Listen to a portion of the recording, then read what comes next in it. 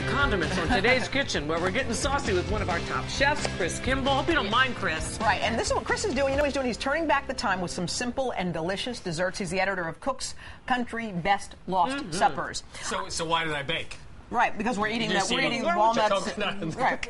We're trying to control You're our all set excitement. now, right? All right. No, tell us what to do. Okay. So your whole deal is this is all throwback. These are old desserts from back in the day, right? And a few of them are worth bringing up to the present because they're actually very good. This is a vanilla wafer cake. Oh. Instead of flour, there's no flour. There's 7 cups of these vanilla wafers, which have been put through a food processor.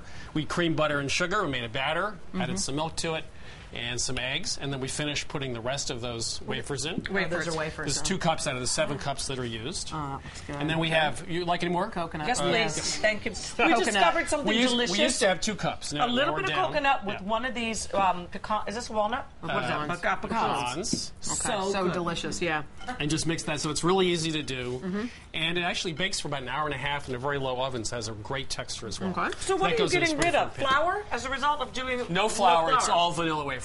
That was the trick. This is the 1-egg cake, right? Yeah, this goes back to the Depression. Actually, goes back to 1900. It's using only 1 egg. When eggs, I guess, were expensive, especially in cities. Rare.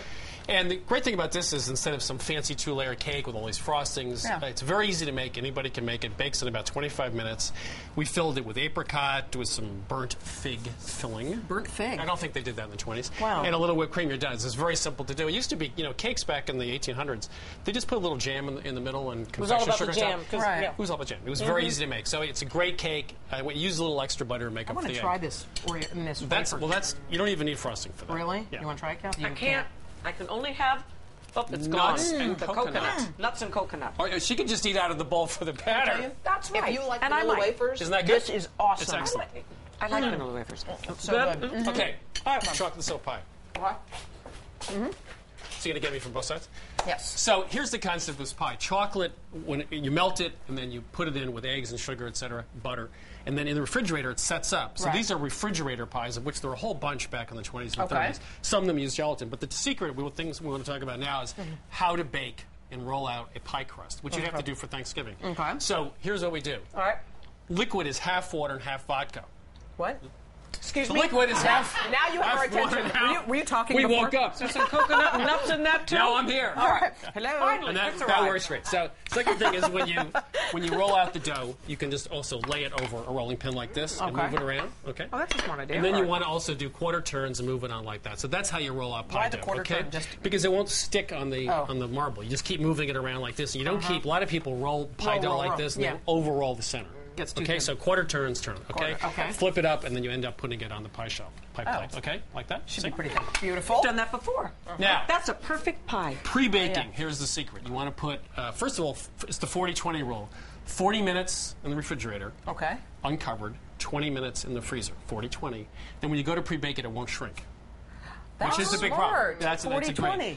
Who knew? 2 layers. Oh, Chris. Remember that 40-20? 40-20. I'll never forget. Well, and vodka. Just say vodka. I know. Keep repeating that. Put this in. You can use 2 layers of aluminum foil to put it on top, and this stops it from bubbling up. Okay.